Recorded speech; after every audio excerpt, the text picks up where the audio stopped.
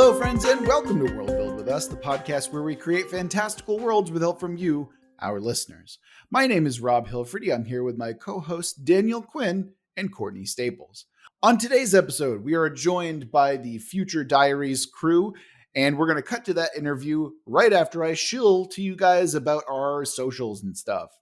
Remember that if you want us to build your world, you can always go to our website, worldbuildwithus.com, and you can submit a prompt and we'll do it probably, unless it's kind of gross or creepy. But we haven't had any of those yet, so that's a good thing. If you want to follow us on social media, we are over at Let's Worldbuild on Twitter. If you want to come join our Discord, or if you're feeling particularly generous and want to give us money, you can do so on Patreon with a link for our Discord and Patreon in the description of the show. Enough of the shilling, onto the interview. Cut to future me. Hello, and we are joined by the Future Diaries crew, real-life humans that you may know as Antonis, Mike, and Caitlin. So, folks, so glad to have you on. And if you don't mind, could you explain to us and our listeners who you are and what it is you do? Sure. So we are the Future Diaries crew. Hi, this is Mike. And if you've heard our podcast before, you've heard that we each come from a different part of the multiverse on the show. And we live on kind of in parallel Earths. And where things have turned out differently in terms of ecology and people's relationship to the natural environment. And so on the podcast, what we're doing is interviewing storytellers from around the multiverse and talking to them about how things are going in their universe. And some of them are from parallel Earths. Some of them are from other planets. Some of them come from, I don't know, we had one guest who was just from a narrative universe where everything was made of like stories and meaning and discourses and all these things. So we've had a lot of different guests on, and it's, that's the basic premise of the show, though. Yeah, I highly recommend you listen to our podcast for understanding how it works, if I may say so myself. But yeah, for convenience, we kept our real names also in our imaginary characters. And like Mike said, we try to explore how life might be from different parallel universes in different positions in place and or time. Through that, we try to explore different sociopolitical issues, different, not just climate change, but different power structures, different things that influence life in general. And we try to keep it from a fictional narrative, so relevant to world building, as is the title of this podcast as well.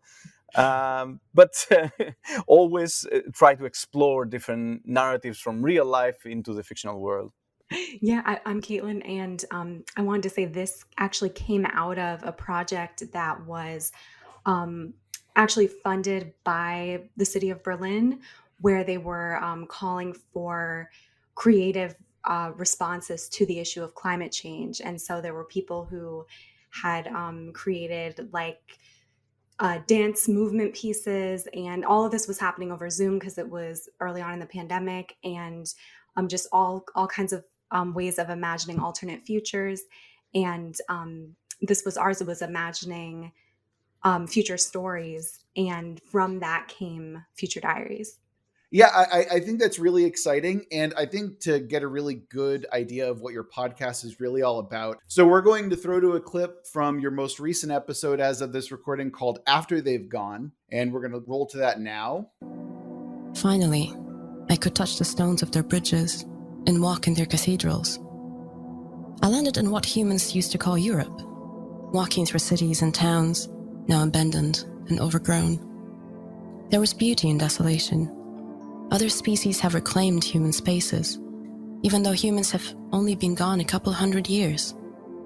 The land still bore signs of their presence, but animals and plants reigned now in the ruins. Could humans have imagined how fast their legacy would disappear after they were gone? I walked in their steps through forests and mountains, not knowing whether what I wanted to see with my own eyes was still there. I've always been fascinated by the Gothic cathedrals humans built.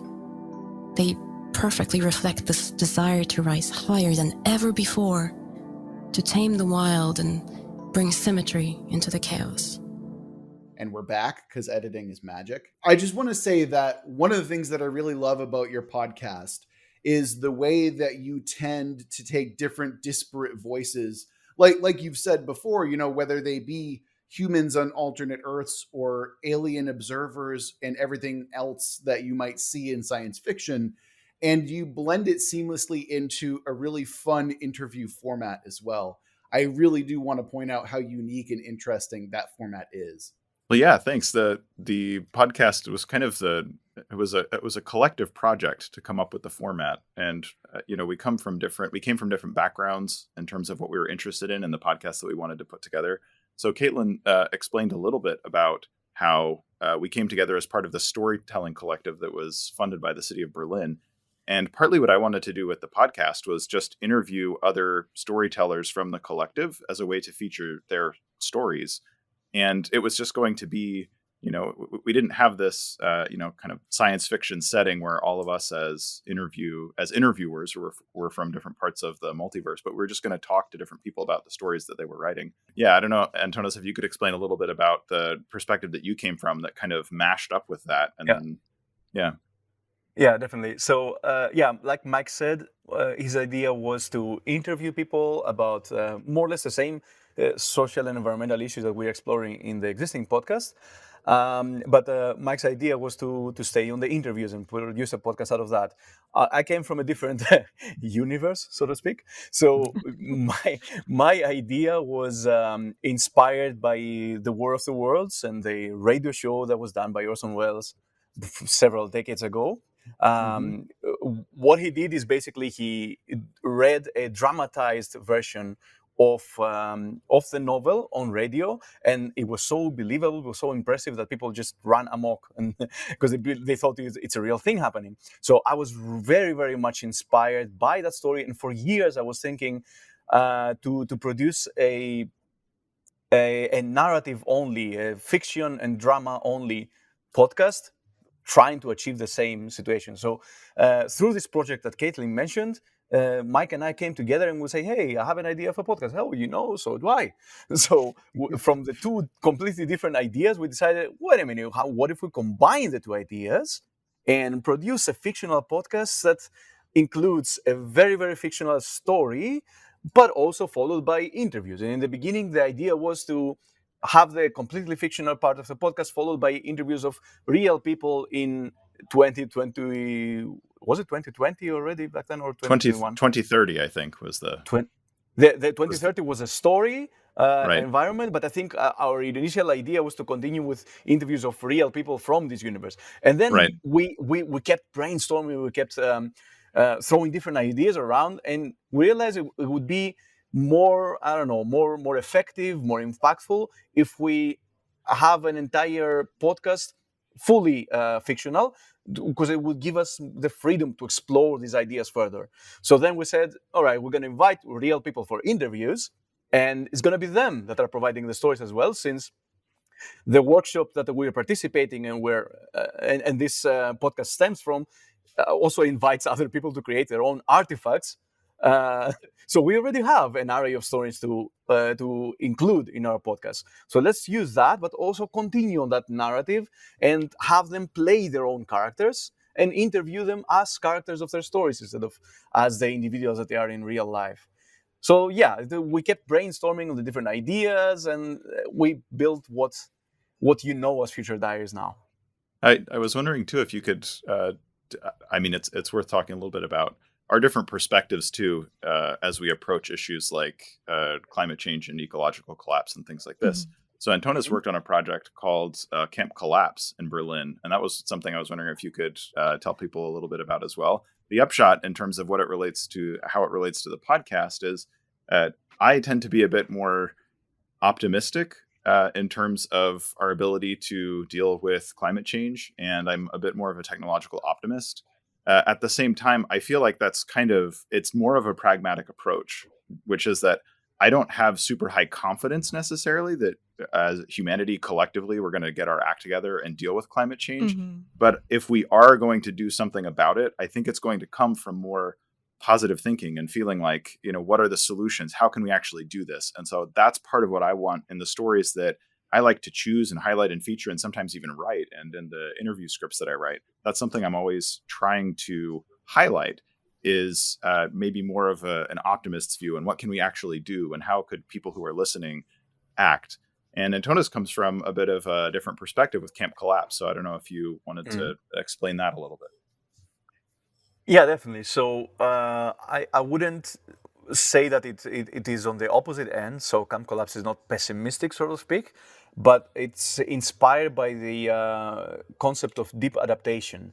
So there is optimism in the sense that there is hope that we can deal with the situation and we can overcome it, but I should say not necessarily overcome it, but the idea behind deep adaptation is to accept that there will be a crisis instead of believing that we can completely avoid all that. So accepting that crisis is a real possibility and working with it, working around it. So we're optimistic that we will survive, but in a different kind of environment. And it's the COP26 right now, and you see the same storyline repeated. It's pretty obvious, if it wasn't obvious in all the previous iterations, it's pretty obvious that governments influenced by big companies and all that socio-political environment, they're not willing to take drastic action. Mm-hmm. They just want to keep the business as usual. So obviously with that mindset, we cannot save ourselves from the inevitable collapse. But we have this optimism in Camp Collapse that we can learn to live with the outcomes of this situation. Because it's we believe it's too late to completely avert the effects of climate change. It's just that we are optimistic about dealing with it in a realistic scenario. I have two quick questions to interject here. One, how did Caitlin get hooked up with you guys? Was she also part of the Story Collective? And two, along the lines of discussing like ecological collapse in science fiction, I'm curious about each of your individual personal relationships with the genre and what really got you interested in science fiction in particular before you even got into the podcast. So I started as a guest, and I got connected with Mike and Antonis through their friend, through Antonis's friend Christian, who was gathering stories for his thesis in anthropology about how are people dealing psychologically with imminent climate change. And I saw this call for stories in a Facebook group having to do with climate change. I was obviously there because of my mental state. And I am a writer by profession, but I found that in my own life, I'm not doing a lot of writing. And I thought this would be a good push for me to write fiction, and it would be catharsis. And it ended up just being this amazing, I want to say snowball, but that usually has like a negative connotation, but it was this snowball into all these great things because, you know, I responded to Christian, I responded to a call for meeting up on Zoom with participants to talk about our experience of writing the stories and to sort of interview for more material for his thesis.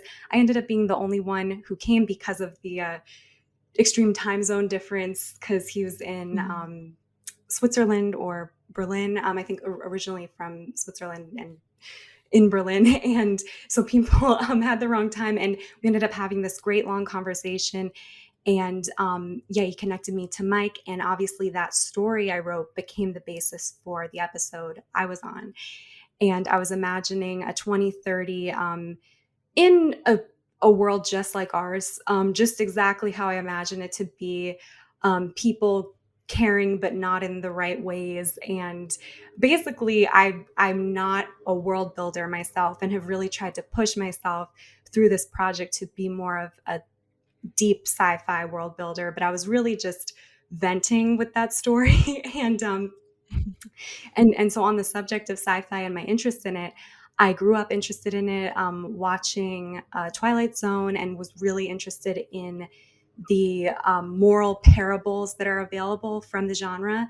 And I guess like being probably a worried kid, I was just interested in stories like that about like adults missing the obvious, or one person noticing like, hey, that comet is hurtling towards Earth. And that's obviously how it feels like sometimes living in this present that hasn't been fictionalized at all, but can feel stranger than fiction. And so it is real. So you can hear that I'm kind of the Chicken Little of the group. And I don't feel good about humanity's prospects, but I definitely feel better about it when I get on to Iris, not Zencaster, with Mike and Antonis and hear their perspectives, because of Mike being this sort of solar punk and techno optimist and doing great work, doing great graduate work as well in this area. And Antonis didn't speak about this, was too modest to say that he has been a big, longtime advocate of UBI and speaks about it at conferences and is making a very big difference there. UBI is something that everyone should be in support of, by the way, which is, mind you, this is universal basic income, correct? Yes. Okay, I want to make sure that we're talking about the right acronym here, because if it was something that I was very much opposed to, I imagine that we'd have a different conversation here. But yeah, no, UBI is like the most basic, realistic thing that I think Mike can probably agree with too, if he's somewhat of an optimist. I think it's something that will be an inevitability anyway. It certainly makes a lot of sense, but yeah, I think Antonis is certainly the one who's done the most thinking and advocacy on this front from our group. So yeah, there's a whole conversation to have there, and I think that we've even been floating ideas around for how to work in some issues like this into our second season. So it's certainly something we're thinking actively about. Mm-hmm. Yeah, exactly. I have been an activist for basic income and pretty much narrowing down all my volunteering to this one cause for the past decade. So. Yeah, I not only believe that basic income is pretty much an inevitable policy for the future, but I also believe it's, as far as policies go, it's pretty much our only hope to survive from a socioeconomical point of view. Absolutely. Yeah, I'm also interested in the process of creating the episodes. And you have your guests and you interview them, and they also have a kind of a monologue that explains their fictional origin. What goes into the process of creating an episode between the three of you? It's very structured. We try to expectation set very clearly very early on, and have this great info pack that Mike put together that we tell people, you're gonna submit a story, we're gonna work with you on the story, we're gonna finesse it and make sure that it's also tying into aspects that we've already established in the narrative. This is something Antonis has been really big on and really great about, is finding those Easter eggs and those threads to tie all the episodes together. And I think we've managed in every episode to introduce one new piece of technology. And that's been kind of a goal of ours. And so the story part, the writing, some of them in the beginning, they were already ready to go because these were people we were poaching from that our 2030 project. And then more recently, it's just been, asking friends and friends of friends. And people are so thrilled to be part of it. And that enthusiasm is so touching to see. And then even the interview part is scripted. And that's something that everyone works on together on the Google Doc. The basic process, kind of how it looks, is we'll find a story, we'll identify a story, as Caitlin was explaining, whether that's from a friend of a friend or somebody in our network, or sometimes we have a portal as well, and so people can actually submit stories there. But we'll work through, we'll find a story that we want to feature, and then we'll work with the author of that story to continue to refine it. And so even on the script of the story, so that we can kind of fit it into what we're seeing for the podcast. And some of that's just in terms of the length of the story. Sometimes we try to keep them, to a certain length when they're going to be read out loud. Part of that is we have a pretty open universe or world building, because we have a multiverse. We can kind of accommodate just about anything that we're working with, because we can just say, oh, well, this is how things are in their universe. But then when we get to the interview part, that's, as Caitlin was explaining, that's all scripted as well. And so after we've kind of got the story in a pretty good spot, we work through and script out the entire first part of the episode, as well as the interview portion of the episode, just so that we can make sure that we're asking good questions and the responses are consistent and internally consistent with the universes or multiverses that we're talking about on that particular episode. But we realized we actually tried to record the first episode without a script, and it really didn't work very well. And so we've kind of stuck with this format of having a fully scripted podcast, and that's worked pretty well. I feel like our voice acting has gotten better over the course of the the time that we've been doing the podcast, and so that's something we continue to work on. And it's a little bit hard working from a script because sometimes it can feel a little bit artificial, but I feel like we're getting better both at writing the scripts, how we actually speak, and then speaking as we have, speaking more interestingly based on what we've put in the scripts. Yeah, in the end, this podcast is one of the many vehicles we're using for our own self-development. We're getting better at expressing our ideas through fiction. We're getting better at writing this fiction. We're getting better at acting out, doing the post-production, developing the whole podcast as a concept with all the practicalities that it entails. So practice makes perfect, I guess. And we the second season, which we're it's amazing if you think about it, but we're almost a year into that. We're close to finishing an entire season, and we've never met in person, which is I guess it's telling of the times that we're living in. Mhm. But also it's like the fact that we managed to feel close enough to one another to work together on a challenging project. It's just amazing. So that's one of the one of the reasons that I am optimistic about the future is that we can make a small project as a podcast work, so we can make more challenging things as well. Mhm. I wanted to go back to a question Daniel asked, but that I didn't get a chance to answer, and I don't know if anybody else wanted to as well, around how I came into science fiction writing. This is very much out of my wheelhouse, and this in terms of actually writing. And I've always been much more into consuming nonfiction. I consume a little bit of fiction, but not a ton. And so this was something that was very new for me, but it was also sort of this COVID-19 pandemic lockdown project as a way to try to just get out of this very insular space that I was in and connect to people really across the world. And that was hugely therapeutic, cathartic. I don't know what the right word is to describe it, but it was super helpful for me personally in terms of my mental health and creativity, and just on so many levels at a really difficult time as we started putting this podcast together. And my sort of background and interest in science fiction, I was really interested in like Star Trek: The Next Generation is something that I grew up with and just absolutely loved, and was really inspired by a lot of the utopian, I guess, elements of the Next Generation. It's not to say that everything's perfect out there in their universe, and I recently just watched the show again, and it's not to say that there aren't problems with the way that it represents things, and that it doesn't reflect, the 80s and 90s that I grew up in, and kind of in ways that are a bit uncomfortable looking back at 30 years later. I'm not denying any of that, but it was more just the project of Star Trek and thinking about a world, a universe where people didn't have to work in some, capitalist system necessarily to support themselves through wages that they earn so that they can eat. But what are the types of projects that people would engage in if they had something like where income wasn't needed, for example? But anyway. Mike said two things that I want to comment on. One is that the economy of Star Trek is what I find the most intriguing about this universe, because it's the closest thing in fiction and the most well-developed thing that we have in fiction in relation to basic income as a real-life policy here on this planet's Earth. So that's one thing that I feel should be explored more in fiction as well as in real life. But having it explored in fiction is something that helps you avoid like taking risks that you would be taking in real life without first simulating them through an imaginary universe. So you are free to creatively explore the different elements that make it work or not work before engaging into it in real life.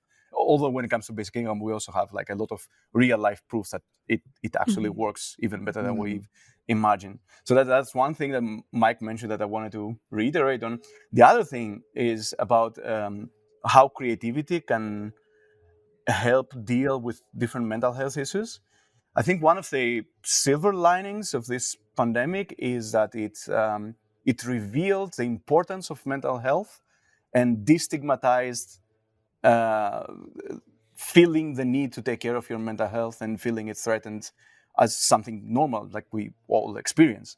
So engaging to creative activities can really help through expressing your deepest thoughts and exploring them and developing them into different routes and different directions. It can really help to take off the burden from inside. So I think it was also a vehicle for this podcast, and the creative work that we put into this podcast has also been a tremendous help for my mental health. Like I've been, I can share it openly. I've been through 3 different waves of depression during the whole lockdown period, and all the different limitations that we've been having as a result of having to deal with the very real danger of the global pandemic. So having Future Diaries as probably the most important creative activity that I'm doing in the past year has really been a tremendous help. And I'm really grateful for being given this opportunity, for this appearing completely inadvertently, and then continuing to a very, very determined project that we're doing together with my colleagues here.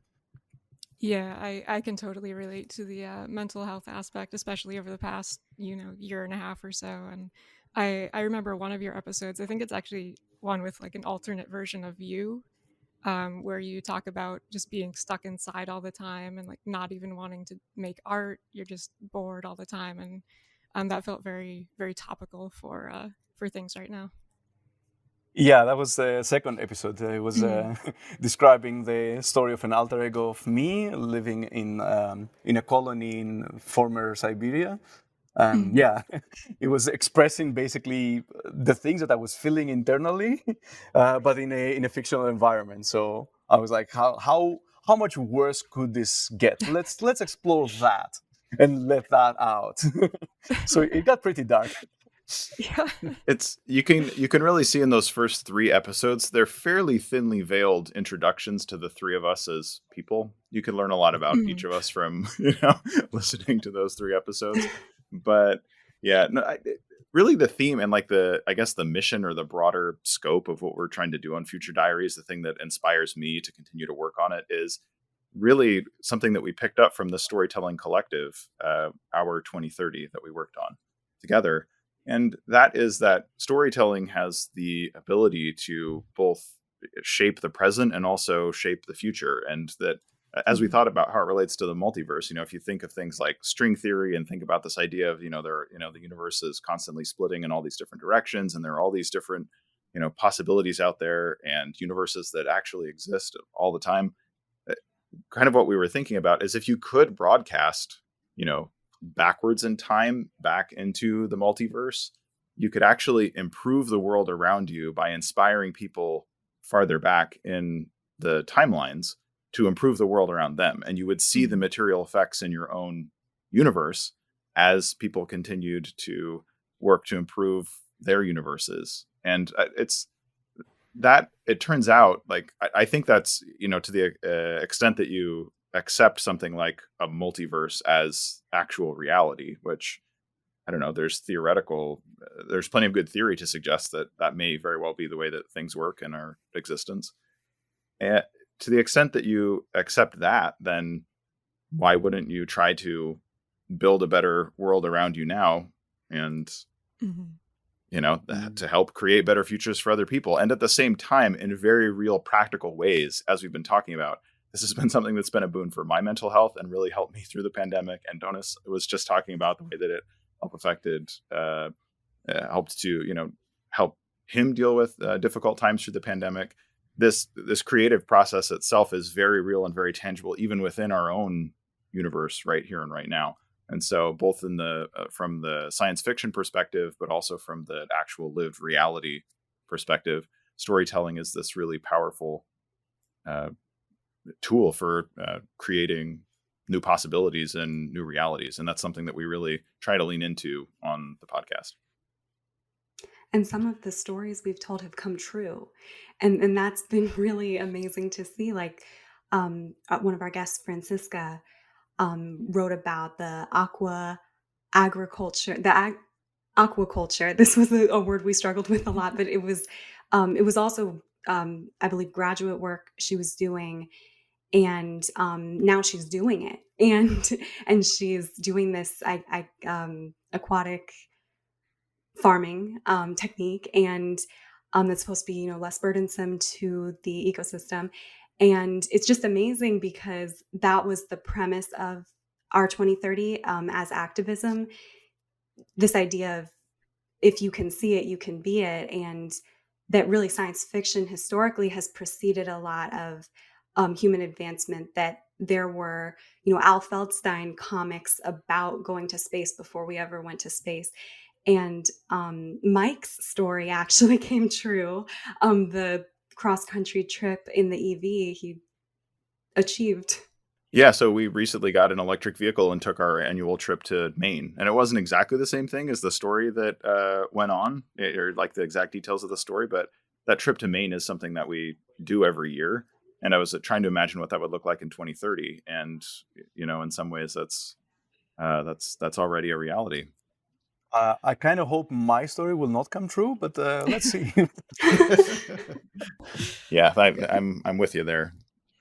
I do want to talk to you a little bit. I want to broaden the topic just a little bit, because one of the things that I find about science fiction that I find really fascinating is that it's often like a meditation, or like it's what we find fascinating about what will destroy us, right? Like you see this through all the different eras in science fiction, whether it be through our obsession with nuclear power or our obsession with space in the 50s and 60s, or you see the rise of cyberpunk in the 1980s.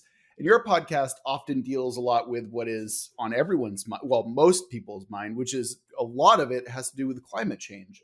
And I'm rather curious as to what you guys think about the differences and the similarities of these different eras throughout science fiction. I think about this just as a consumer of science fiction. I feel like there's a dearth of it sometimes because I feel like people in general have moved past it. And you see this resurgence with Blade Runner and Dune and everything. But I feel like Dune, for example, is more veering on the fantasy side. Like that's capturing people who are also interested in Star Wars, which is set in space, but is more, now I'm like proselytizing. But I've thought for a long time that because we are living it and we're able to podcast right now, that people have lost their enthusiasm for science fiction. And I've wondered what the new science fiction will look like. And I think and as we approach the singularity and everything, like what is so scary about the movie Ex Machina anymore? And I think it is more like the books that we read in middle school, or that I read in middle school, that I'm 27, that that have to do with survival. And I guess that going back to your initial question, it really does all come down to survival, the things that humanity has always faced, and this sort of morbid fascination with peering into space, peering into eternity. But I think it will take on the face of what do you do when your own planet becomes a foreign planet? Mm. Mm-hmm. I think it also has something to do with what Antonis was saying earlier, where it's like you're kind of trying with when he was commenting on Star Trek, you're trying to map out what the future might look like. And in this case, it's like, okay, we have global climate change, we have advanced AI. What will that look like? How can we prepare for it? And you do that through fiction and narratives, which I think is really interesting. Yeah, that's one aspect, the fact that you have the freedom to explore that on a fictional perspective. But what I find interesting is that the narrative may be fictional, but the feelings are real. So you're expressing real kinds of reservations, insecurities, and challenges that you're facing as a human. It's just that you're creating a fictional narrative to explore them further, to let them develop further into either positive or negative iterations of them, and it is cathartic in the way that you deal or are not able to deal with it. It's the freedom to explore a real situation. I was about to say, like, oftentimes the goal of science fiction is not to really talk about the future, but to talk about now. under the apparatus of this kind of futuristic setting. That's really what your podcast is doing, I think, in that you had some situations actually come out to be real, even though you didn't intend them to, and it's because part of it is a commentary on now. I was just going to add, and kind of in response to what everyone's saying here, is that I think science fiction is unavoidably always already about present struggles. And so how science fiction relates to things that people are currently processing in popular culture or in society, I think it's inescapably about current problems. And so I think just leaning into understanding that essentially this creative process is one of the ways that we process how do we deal with the fears and anxieties that we have now. And yeah, it's thinking about the future, but we're actually processing what's going on right now. And I think that's reflected in, if you look at the way that science fiction is always a product of its time, you can see right into the struggles or concerns or the zeitgeist of any era by looking at the science fiction that's produced in that era. Yeah, exactly. So if you read Asimov, Arthur Clarke, and all the great authors of science fiction, you see relevant problems that appeared from emerging concepts, be that technologies or ideas related to the sociopolitical environment from their times. It's just that these are explored through a fictional narrative. So that's it's always a good mirror or a black mirror. Yeah, and something else. Yeah, and another thing to remember, and this is a little bit scary as somebody who now is writing science fiction, which again, that sounds so weird to me to say because I never in a million years would have ever thought I would do something like this. But it's also a reminder that the other things that are going to be reflected in this are a lot of the problematic ideas that exist in our society still, and that when we look back in 20 or 30 years at what we produced, at this time, we're going to cringe at how tone deaf it sounds, and how we just really failed to deal in a meaningful way with real problems. But we do what we can, and we remember that we are reflecting current societal trends and current society, and that our own current biases are going to show through when we look back at them from a future vantage point. By that stretch, would you argue then that all science fiction is inherently hopeful, whether it be as a warning to or a guidebook to a better future? I'd like to hope that it can be, but I don't know. I think that's Yes. Yes. You say yes. All right. Yeah. I'm reluctant to say yes because I think it gives it a role that it doesn't necessarily have from the perspective of the authors.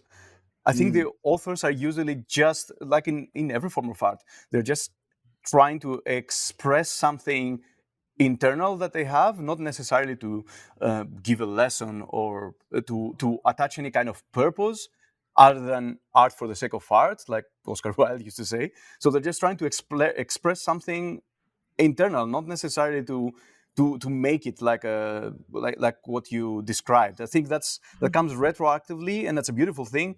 But it comes from our interpretation of as audience, not necessarily part of the purpose of the author. You're right, and then we can get into the death of the author, when it comes to science fiction or genre as a whole, right? Like, is that where death of the author even begins? Is when we put it into specific genres, Yeah. That's a very good point. Well, I guess that is a case where we're almost harder on science fiction authors because we kind of want them to be more dispassionate or just more correct, like just to have the right take and the right prediction, even if that is that really the purpose of science fiction, like to be futurists.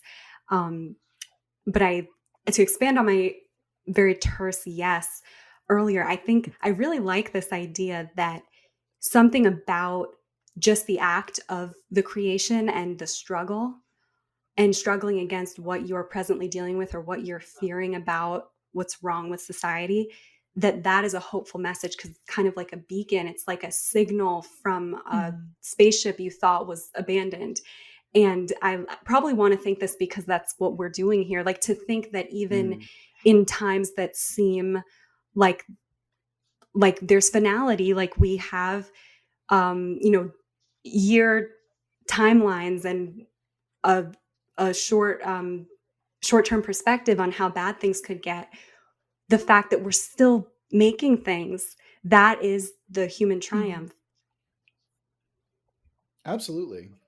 Yeah, I'd like almost like a to to continue on that thought because I agree with Caitlin, but I also see that it is a struggle that we as amateur science fiction writers are facing. It's like the main challenge that we're facing is how do we become better writers in the sense of connecting and engaging better with our audience without being preachy and pretending that we know best because we are seeing the negatives of one thing now. So we have a belief in a specific policy or train of thought, and we pose that as the solution to everything, even if we're wrong. So it's a real struggle for us to avoid putting a purpose that we may have, but we also don't want to to put there in a way that is pushy. So I don't know. Maybe Mike can express that a bit better because we constantly have this back and forth internally. Yeah, it's on the one hand, I previously talked a bit about the mission of what it is we're trying to do with the podcast and creating better presence and better futures. And it is a struggle because you don't know any better. And in some ways, we're setting ourselves up even more for that problematic retrospective in 20 or 30 years because we're pretending that we're actually from the future and that we were these like wise, well-informed, I don't know, observers of the human condition across the multiverse. And this is actually a theme we also hope to explore in the second season, is to delve more into the universes that each of our characters as hosts lives in, and to talk more about the problems that exist in each of those universes, rather than to say, oh yeah, we've got everything figured out and everything's perfect in our universe. To delve into what's still problematic, what are the even struggles that we face, sociopolitically and ecologically in the universes that we live in. Because I think that sustainability is a big theme on our podcast, environmental sustainability.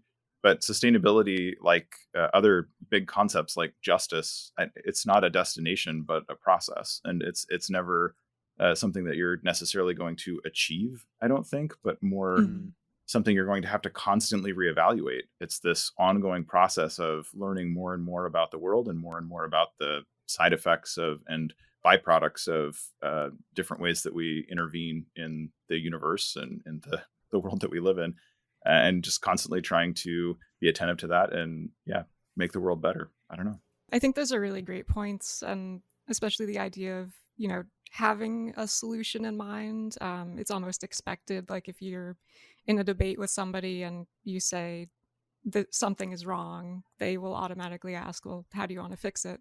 But often we just don't know. And I think that's a totally valid kind of perspective to have, and can be helpful too, to just toss out what is wrong and maybe potentially directions that we could go in. But realistically, there's no way to know the solution until we've basically gotten there, in a way.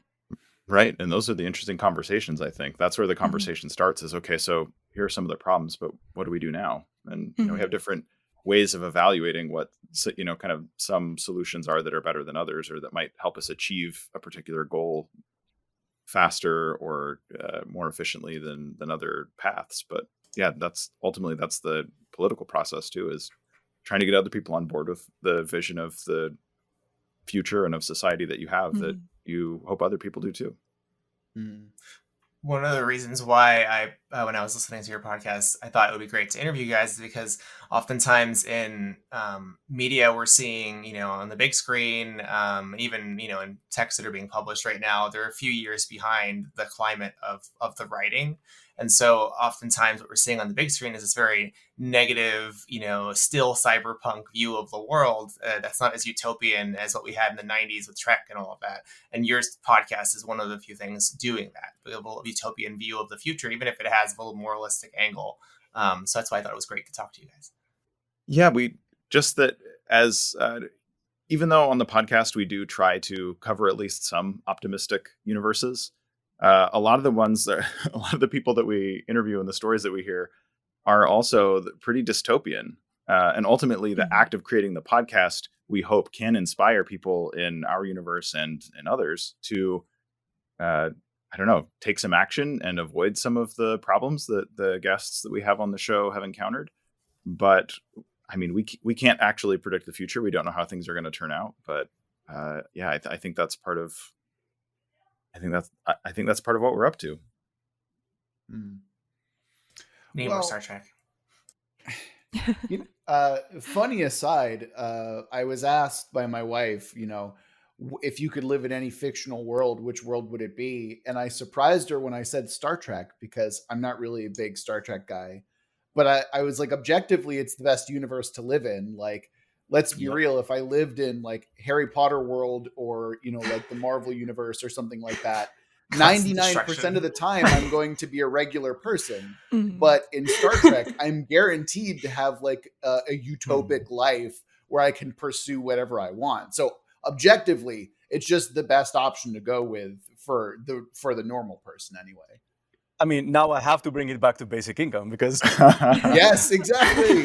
It's fundamental to Star Trek, yeah. Because it's a very, very practical and relatively easy way to implement to emancipate people from what we pretend to know better that we should be expecting and forcing them to, than just giving them the resources to cover their needs that they know best and fulfill their potential instead of just it's there is this quote from Star Trek that says it kind of the best way, that they don't have money there because their purpose behind doing what they're doing is for the betterment of society, not for establishing the bare minimum to survive. So that is a desired universe, no matter what planet it may be in or what kind of context. I believe the practicalities of putting that policy in place is a universe that I really want to be living in, and I'm doing a lot of practical work to make sure that we get there somehow. Are you a fan of Rutger Bregman then? I'm assuming you know his stuff. Yeah, we talked. Oh, really? That's awesome. Yes. I just finished Utopia for Realists earlier this year, and I'm like, oh, this is he knows this guy. I already know what's coming. You should definitely read his other book, The Humankind. Oh my God, it's a beacon of optimism based on real history. It's amazing. It's just amazing. Well, that's going on the list. So, The Humankind. I think that's the full title of it. Is Humankind: A Better History of Our something. But Humankind is the title of the book. All right, we're gonna. Yeah, exactly. That's on the list now. That's on the stack. So we're at the point where we're going to pivot into our world building jam session. I'm not going to ask if anyone's ready because no one is ever ready for this. So first things first, we've got to roll a genre where we're going to base our kind of fictional scenario in. And the genre that we're going to be working with is sword and sorcery. So we've got a sword and sorcery genre. The theme that we're going to be working with here is going to be secrets. Awesome. And the first thing that we're focusing on is going to be a cataclysm. So, right up your alley. Yeah, I was going to say. Now, we're going to start this, and then once we get to a good stopping point, we're going to throw in a twist. So, as our guests, we have you to start us off with our sword and sorcery themed around secrets and focusing on a cataclysm. So whoever wants to start us off, by all means.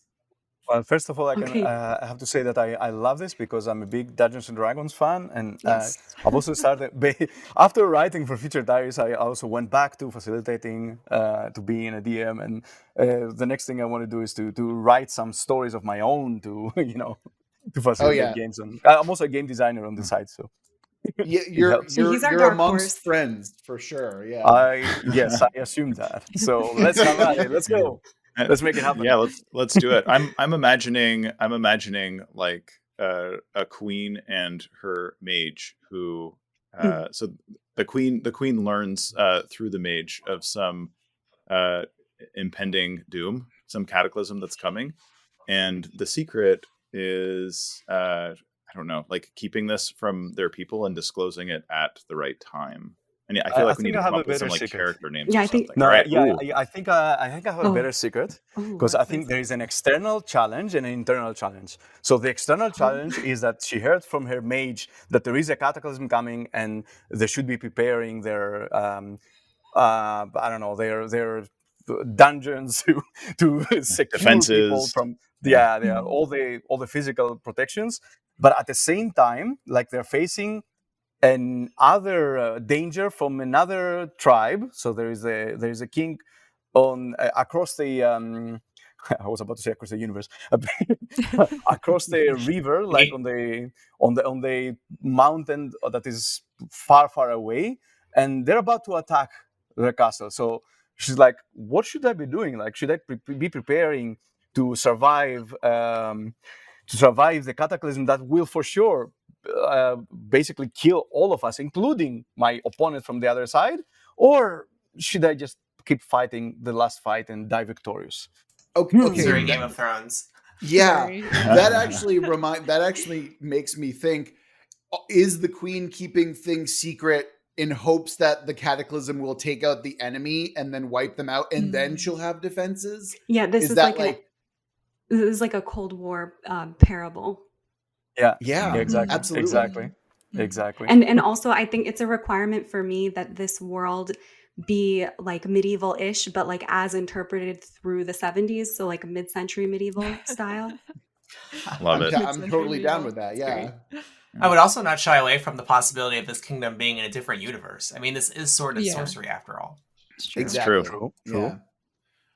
Yeah, we should think of some of the like physics that maybe are different in this different universe. Spelljammer. Yeah, that's certainly possible. I mean, I think what might also help is this idea is, what is the cataclysm? We've kind of named it this nebulous thing, but if we make it something concrete and real, that might help us kind of develop things a little bit more. It's an For me, it's EMF. always environmental. It's An EMF. Ooh, nice. An EMF that will take out their cell phones, because this is like modern conveniences with like people wearing chainmail. Right. Okay, Right. So it's like a but magic also like their I don't know, like 1970s, like I don't know, bell bottoms and disco. I should dial it back you to know? like, it will take out their radios. Yes. So there we you go. took Game of Thrones into a Fallout scenario. Nice. Or is it like a solar flare that's going to occur? That's Ooh, Yes, love it. right, because an EMF would have to come from an enemy. So yeah, this is this is nature revolting. Okay. Yep. Oh, there we go. Okay. Interesting. Bringing it back to climate change. Maybe there's a religious element as why is nature revolting? Right. Can we because a also solar make it flare, personified as well? Can we make it like a walking solar flare, like an elemental that is a solar flare of some Ooh. kind? Oh, like it broke out of the sun somehow. Yeah. Some Like it prism- literally crackles from the sky and starts to Mhm. walk across the land. Like I think that'd That's be like- really cool. cool. It's like the sun is their god, and this is like a corporeal manifestation of the anger of their god. All Yeah. right? Can this be Yeah. a 70s musical then? Because it sounds like it certainly- would be a yeah. 70s musical. Yes. I certainly hope so. Let's make it a music. Yeah, let's wait until the twist to see if we get musical. Or maybe it's like I don't know, like one of those like cop movies or whatever, you know. I like I'm buddy thinking cop. like the Sounds like Queen and her Xanadu. mage, you know. That Yeah. horrible I was movie. thinking Zardoz, funny enough. Yes, Zardos. Yes, yes. Oh, All right. Yeah, I I think. Oh, okay. Go, Caitlin. Then I'll go. Yeah, no, 'cause no. I have think something. I think that and this is an interesting thing to pull at, because I said nature revolting, but that like the sun doing something weird doesn't feel quite like that. Like that feels like space feels different from nature, and so yeah, it feels more like epic, cataclysmic, religious, and like this thing is an agent of some kind, and it's mad. I think it also goes back to Antonis's point about, I don't know, like there being an internal and an external threat. I don't know, this fits pretty well with that, I think. Yeah. But what I mentioned before was that both are kind of external, but from different perspectives of external. Because there is definitely an internal secret that is moving the character forward, apart from the external challenge that our princess is facing. So hear me out. All right, Right. let's hear it. So we have the mage that figured out through the palantir, or I don't know what, that there is this fire element, the sun elemental, about to destroy the kingdom, while they're facing another external danger from the other kingdom across the aisle. But there is an internal struggle as well. So the priest of the kingdom basically believes that this is the gods revolting against the kingdom, because the priest knows the hidden secret of the princess. There we go.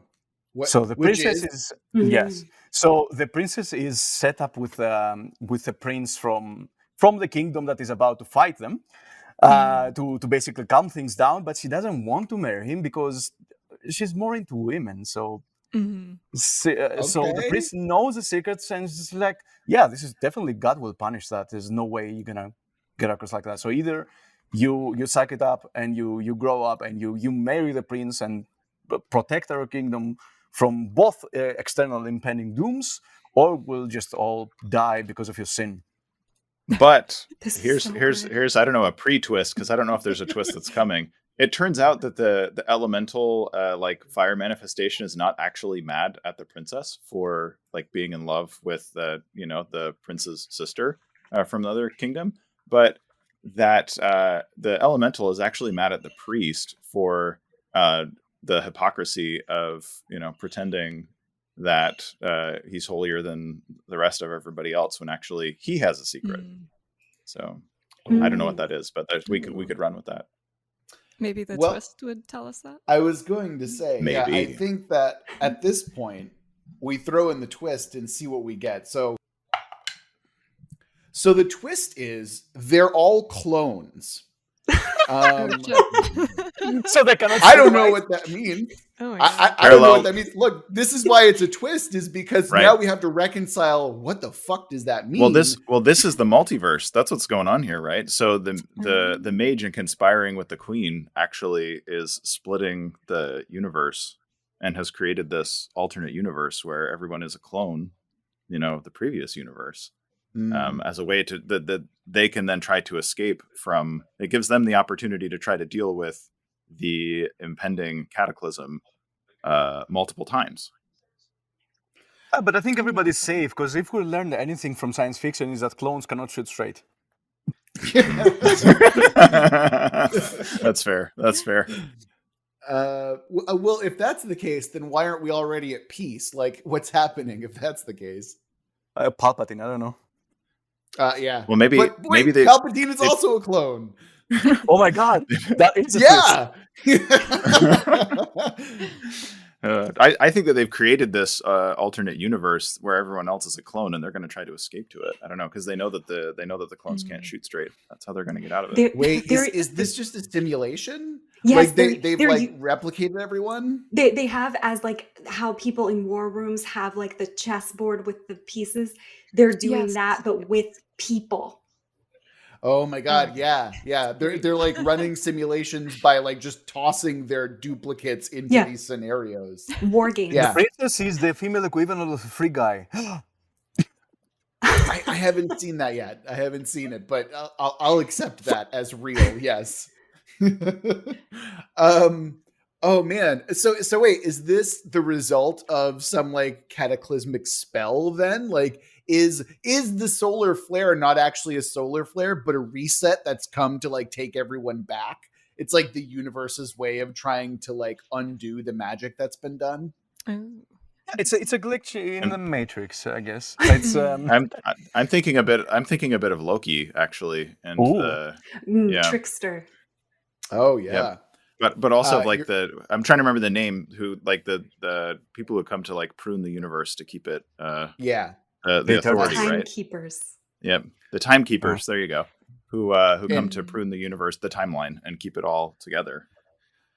Oh, all right. I feel like we've settled in. We've gotten the scenario. That was a fantastic world. We could keep going. We could sit here for another 20 minutes easily and really like drill down into certain aspects of this world. But we've got a podcast to conclude. So let's go ahead and transition over. We do have a question from one of our patrons. Honestly, Kidding would like to know. I would be interested to hear what their favorite resources are for understanding how stuff breaks down. Things like, what does a nuclear reactor core look like after 5,000 years without use or maintenance? He really wants to know all about the life after people stuff. I think real life is That is great. We have great patrons. Yeah, just want to mention that real quick. That's fantastic. No, I think there's a close analog on our most recent episode, actually, in the narrative portion of it, where the storyteller visits the cathedral in Cologne hundreds of years after it's completely grown over by plants and other animals have taken over. And I don't know. That's the clip that we're using for this episode. Yeah, no, that's perfect. And I think, for example, of like Chernobyl. As an example of this, and so, like, Chernobyl is also like open to tourists now. It's a little bit it's a little bit strange on the one hand, but you can like hunt the radioactive boars and stuff like that, right? Isn't that part of it? That's right. I've been there twice. I can tell you that this is a myth. Okay, you can barely see the radioactive animals, but they exist, and they're like normal. There are like 5,000 people still working there, so as long as you're out of the radius, you can visit pretty safely. And it's just I recommend the visit, actually, because it really is like walking into a post-apocalyptic scenario, because the buildings that you can walk into are left exactly as they were when they were destroyed from the accident. So it's really I still cannot take out of my memory the image of this old school that has been destroyed, and there's just ruins, and this image of dolls that are semi-destroyed with their eyes hanging. That's one of the most creepy images that I kept from this experience. But I do recommend a visit. It's like it's not dangerous to visit Chernobyl. It's actually nice.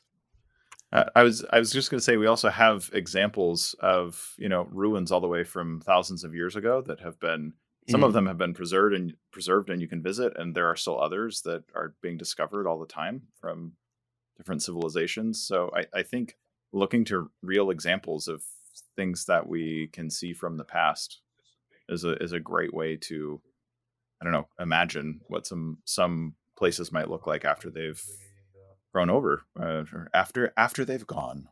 Yeah. Oh wow. Yeah, you look into existing examples of things that are a result of situations similar to what you're trying to describe, and just dress them up to match the narrative that you're building. So it's not that difficult.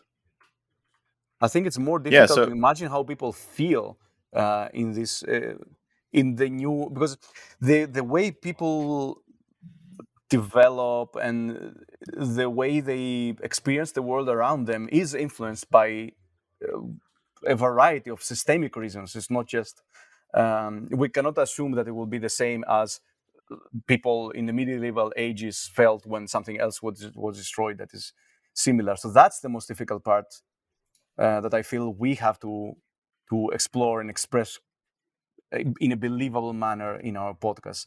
Not describing how the universe itself that we're describing has changed, but how the people react to those changes from an internal perspective. All right. With that question out of the way, we are now going to transition to our rapid fire round. There is 3 of you. This might not be as rapid as we're normally used to, but we always start off with the same question. My wife really wants to know, is cereal a soup? Yes. Antonis? I don't know. Serial killer cannot be a soup. Mike? No, milk is a sauce. Wait, so does that make cereal pasta? Cereal is best. Cereal is best when the milk is treated as a sauce. Keep it crunchy. Interesting. All right. And what have you all been playing recently? Diablo like 2 games? directed. Oh, okay. Puzzles. My electronic drum set. Oh, and ukulele. Oh yeah, I'm All playing the right. guitar. All right, Daniel, hit him. What is your favorite shitty disaster movie? Geostorm and my friend and I we dared each other to say at the ticket window, GeoHell. We would like 2 tickets to GeoHell, please. I mean, disaster. It's difficult. Armageddon. Yeah. Because It's a of the good song. one. It's like the script Don't sucks. wanna miss a thing. Yeah, just thinking of the whole concept, it's like Steve Tyler is singing kind of a very romantic ballad, seeing his daughter Yeah. Gross. making out with another. The whole It's like, thing is how just do you? terrible. Yeah, well, there you go. Yep. So I agree. Courtney, what is your rapid fire question? So on the flip side of that, what is your least favorite apocalyptic book or game or movie? Knowing. Knowing Nicolas Knowing. Cage. That was just one I could think Is of. that the one with just the now. trees? Yeah. No, that's The Happening. The Happening. It's is the what one you're with thinking of, yeah. the coordinates. I haven't seen that Yeah. one. Oh, yeah. That's yeah. I know what you're talking It's pretty about. bad. Sharknado. Sharknado. Yes. Oh man, I don't know if I can top that. It's the worst. It's the absolute worst. But at least it's kind of fun though. Like, Yeah, Yeah. I do It's enjoy B ridiculous. movies, but this is like a Omega movie. yeah. There, Wow. Mike, on the spot. Yeah, I might have answered these backwards, saying like Deep Impact is a movie I actually enjoyed, but Armageddon was not. So Was the bad one. Okay. Oh my. Okay. Hot take. And one more. Well, kind of. Plug someone who is not your own podcast who you think people should go and see. What, see or listen? Listen, consume, whatever. Someone else who's not you, who you're like, more people deserve to know about this. What a Time to Be Alive podcast with Kath Barbadoro, Pat Monahan, and Eli Uden. Oh man, that was a plug on tap. I love it. Absolutely. Mike, who you got? I gotta say, Zachary Davis and Writ Large, and part of that is that I'm recording from his studio right now. So, but also, honestly, the podcast is fantastic. What's the podcast? It's called Writ Large. Writ Large. All right, and Antonis.